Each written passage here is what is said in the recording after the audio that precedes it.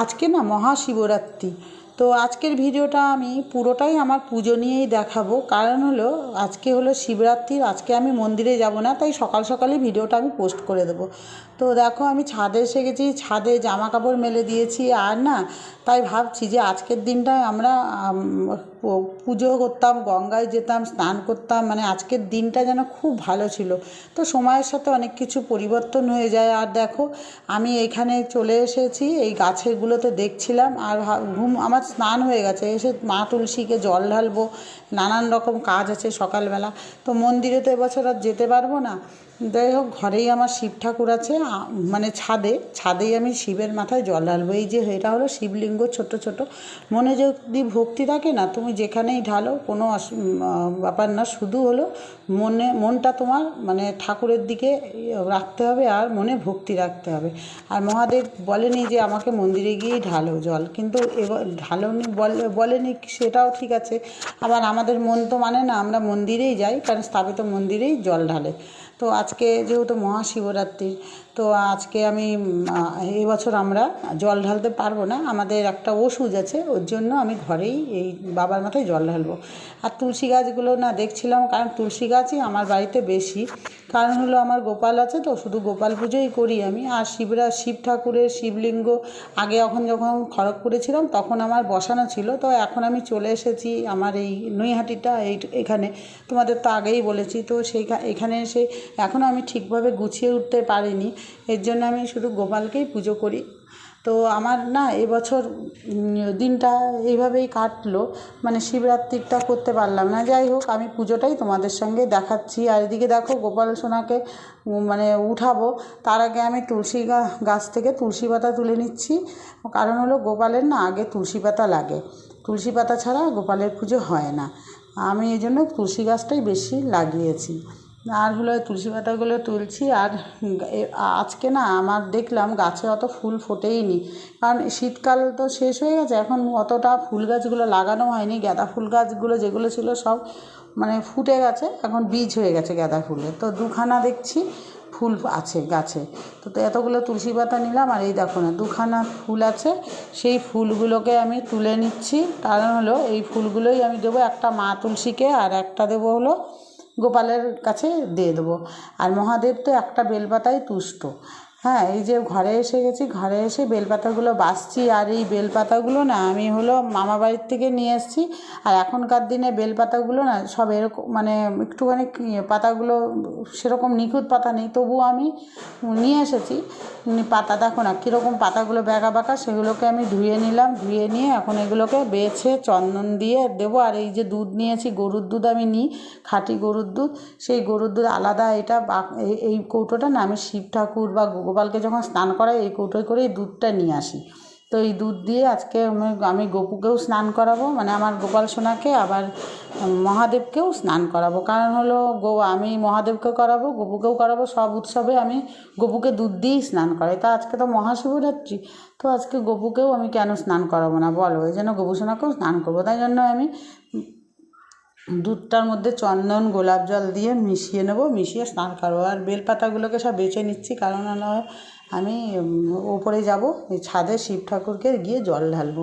গবেষণাকে তো ঘন্টা বাজিয়ে উঠাতে হয়, আমি ছোট্ট গবেষণাকে এইখানেই আমি শয়ন দিই, সব আছে মশারির মধ্যে। দেখো গবেষণা কত সুন্দর হাসছে। এবার গবেষণাকে স্নান করাবো, চলো তোমরা দেখো। আমি স্নান করানোটা আমি এর আগের ভিডিওতেও দিয়েছিলাম, আমি গবেষণাকে কীভাবে স্নান করাই। তো আজকে হলো স্পেশাল দিন আমার গবেষণারও। তার প্রতি বছর না আমি মানে জামা কিনি, এবছর আর আমার জামা কেনা হয়নি। যাই হোক, যা জামা আছে আমি ঘরে ওইটা দিয়েই পরাবো। যে কোনো মানে কোনো অনুষ্ঠানে আমি গবেষণার আগে জামা কিনি। তো আমি তাও আজকে বিকালবেলা বেরোবো, গবেষণাদের জামা কিনে আনবো। তো এমনি ঘরে আছে যা, ওটা দিয়ে আমি আজকে সাজিয়ে দেবো। তো গবেষণাকে আমি দুধ, গঙ্গা জল আর গোলাপ জল মিশিয়ে দিয়েছি, মিশিয়ে আমি স্নান করাচ্ছি আগে ছোটো গবেষণাকে, তারপরে বড় গবেষণাকে স্নান করাবো। দেখো চন্দন দিয়েছিলাম টিপ, সেগুলোকে উঠিয়ে দিলাম, উঠিয়ে এবার আমি মানে গঙ্গা জল দেবো। কারণ হলো শুধু দুধ এর মধ্যে দুধ গোলাপ জল দেওয়া আছে, তারপরে একটু গঙ্গা জল দিয়ে ধুয়ে নেবো, নাহলে গাটা একটু চ্যাট চ্যাট করবে। তো দিয়ে আমি ভালো করে চান করিয়ে ওকে মুছিয়ে নেবো। আর এইটার না মধ্যে পুরোটাই গঙ্গা জল, আজকে কোনো কলের জল দিইনি, আমি কলের জল দিয়ে তুলসী পাতা দিয়ে দিই। তো আজকে আমি গোলাপ জল গঙ্গা জল দিয়ে স্নান করাচ্ছি। আর দেখো আমি ছোটো গোপুসোনাকে সাজিয়ে নিয়েছি, তোমরা বলবে হ্যাঁ কেমন লাগছে আমার ছোটো গোপুসোনাকে। আজকে এই পাগড়িটা বেঁধে দিয়েছি, আর মাথার না গোপুসোনার চুল আছে, আমি চুল আর লাগাইনি, কারণ যখন কোনো অনুষ্ঠান হয় তখনই লাগাই, আজকে ইচ্ছা করেই আমি লাগালাম না, এমনি বসিয়ে দিলাম।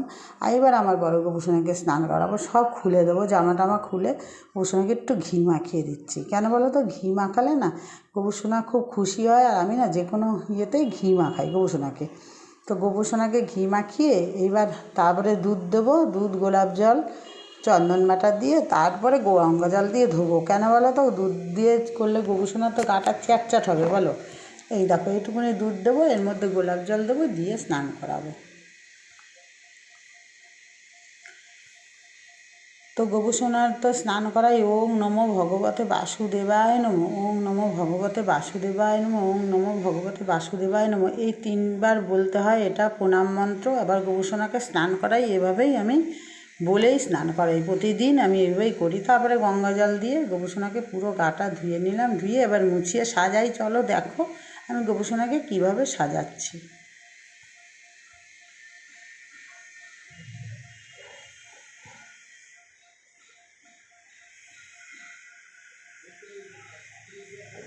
তো দেখে নাও কত সুন্দর গোপুসোনাকে লাগছে। এই জামাটা তো আমি খড়গপুরেই কিনেছিলাম, আজকে এই জামাটাই পরিয়ে দিলাম, এটা নতুনই আছে। তো গোপুসোনাকে মালা টালা পরিয়ে দিয়েছি। আর কানের না, আমি ইমিটেশনের কানের গোপুসোনাকে পরাই না, একবার পরিয়েছিলাম কিন্তু কান থেকে খুলে যাচ্ছে।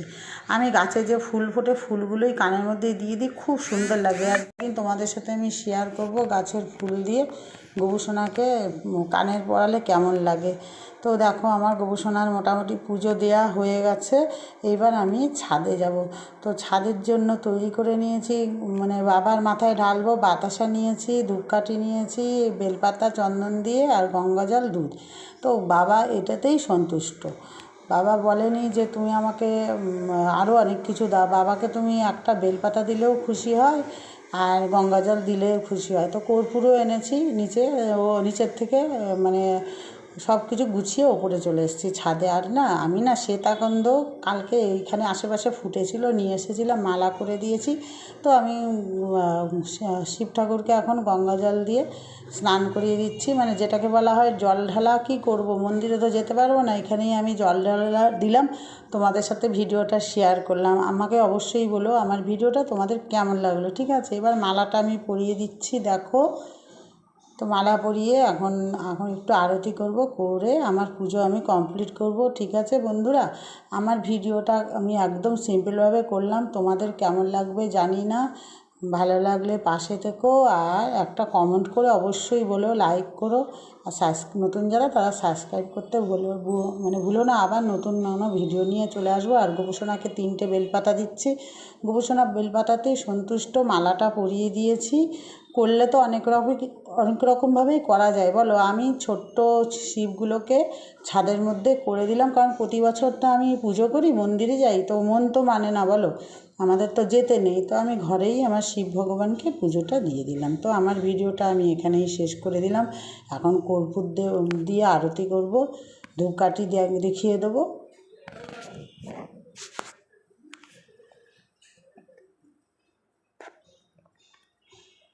তো আজকে আমি কিন্তু নিরামিষই খাবো, মানে যেমন নিয়ম সেমনই করবো, তবে নিরামিষ খাবার আজকে খাবো।